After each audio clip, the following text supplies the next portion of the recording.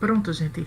Dando continuidade ao que eu estava falando na aula anterior, a gente vai trabalhar uma parte. Esse artigo ele é grande, ela traz outras informações bem legais nesse artigo, mas essa parte eu achei mais interessante da gente discutir, porque ela nesse trecho ela faz assim, ó, ela diz o seguinte: longe da pretensão de formular teorias e regras, propomos nesse artigo premissas sobre como nos tornarmos mais éticos e mais humanos. E aí ela fala: cuidar do outro envolve constantemente questões éticas importantes e significativas para o profissional e o paciente, e lidar com elas nem sempre é uma tarefa fácil, mesmo porque ser ético depende de inúmeros fatores, que são aqueles fatores que ela falou inicialmente. Como é que você tem que estar imerso, o que é que você sabe, como você vai se portar naquela situação, o tipo do paciente, a sua proximidade. Então, assim, várias coisas estarão incluídas na hora de você tomar uma decisão e ser realmente ético. E ela aqui só formula algumas teorias que, baseado em normas, ela tenta nortear nós, profissionais de saúde, e diante de algumas situações. Por exemplo, ser mais consciente de si. É muito importante que o profissional de saúde ele entenda quais são seus limites e o que precisa ser superado. Ao mesmo tempo, ao mesmo tempo que não somos onipotentes e infalíveis. Então, a gente, infelizmente, não consegue dar conta de tudo e nós temos limitações.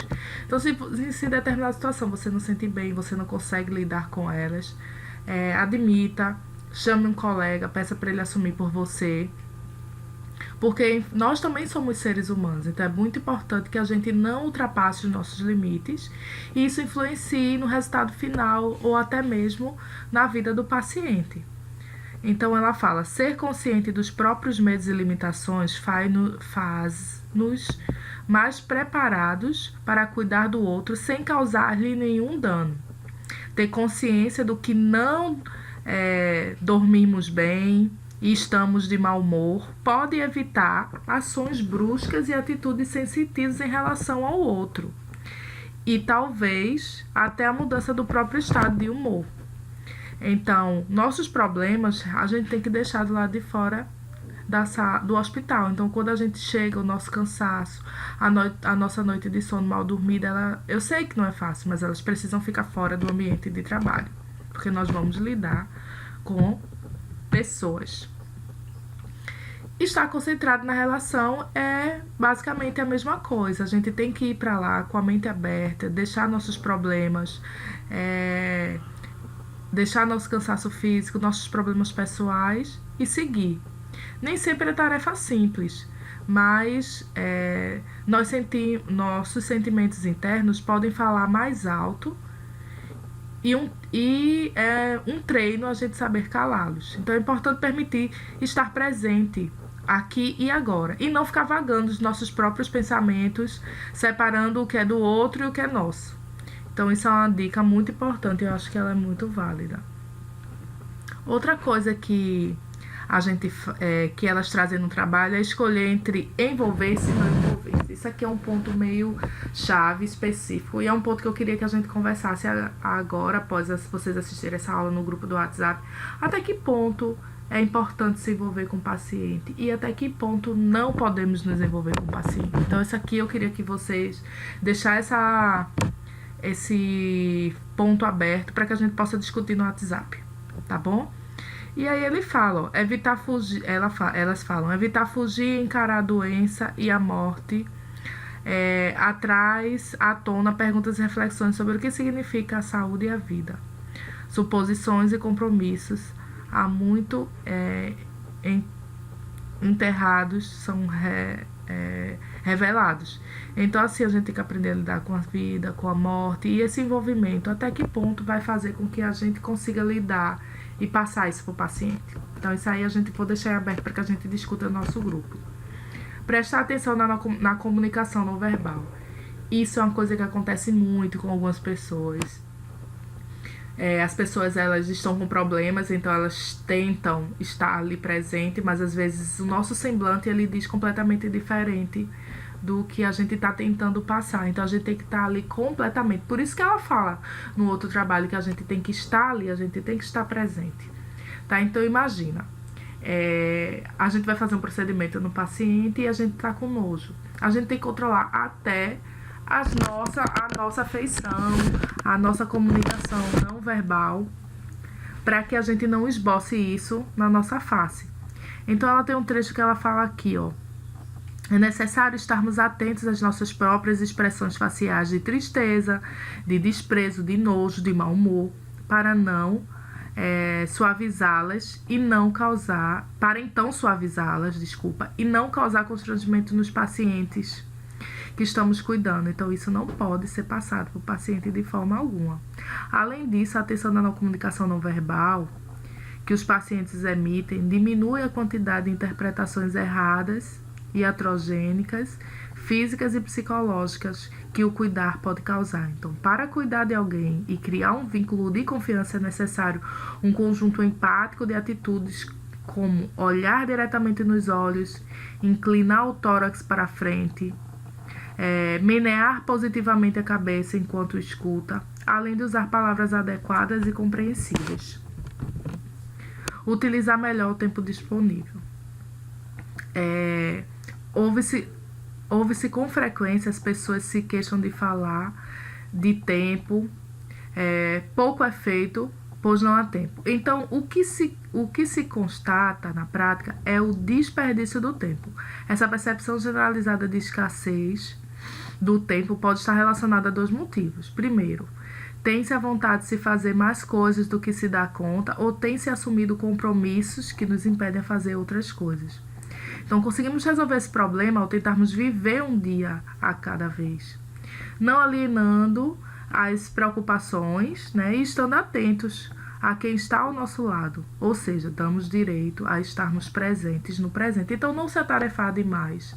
Se você não tem condições de dar conta, não pega. Então, não deixa isso passar para o paciente, porque fica uma situação chata e o paciente está ali, acamado, debilitado. Então, é muito importante também gostar do que se faz. Então, quando a gente gosta do que a gente faz o quê? Com mais satisfeito, com mais alegria.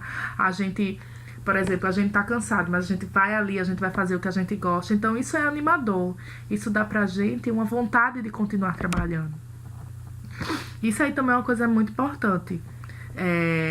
Quando gostamos do que fazemos, sentimos satisfação na realização do nosso trabalho e conseguimos ver com clareza seu valor e importância para as outras pessoas ao nosso redor.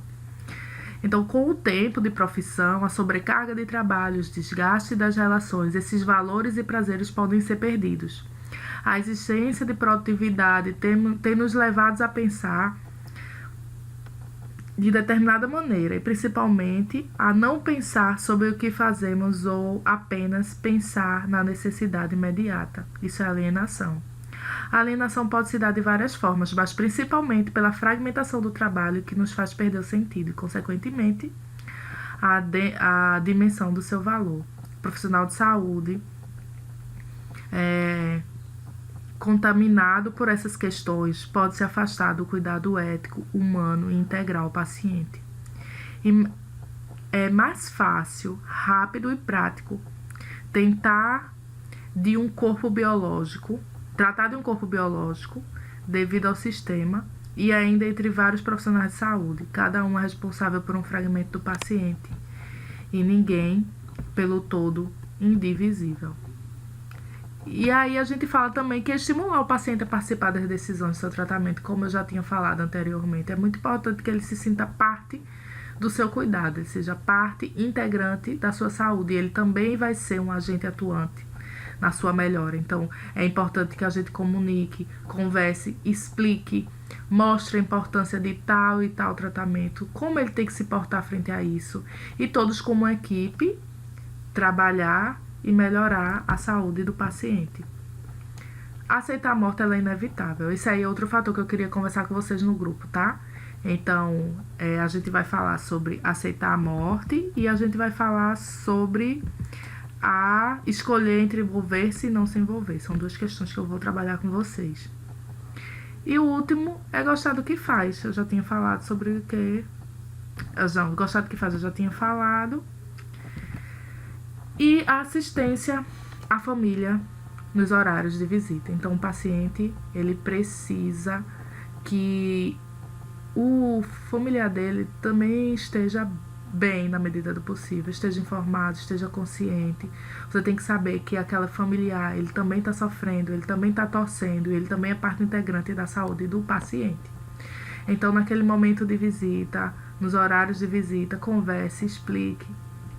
Lógico que, lembrando que o que for falado, tanto para a família quanto para o paciente, tem que ser acertado e combinado dentro da equipe multidisciplinar. Ninguém vai sair falando coisas diferentes, porque isso deixa transparecer que o paciente ele não está sendo bem assistido. Então é importante que a equipe feche primeiro o que vai ser divulgado e o que necessita ser informado para o paciente e para o seu familiar, para que não haja desencontro de informações.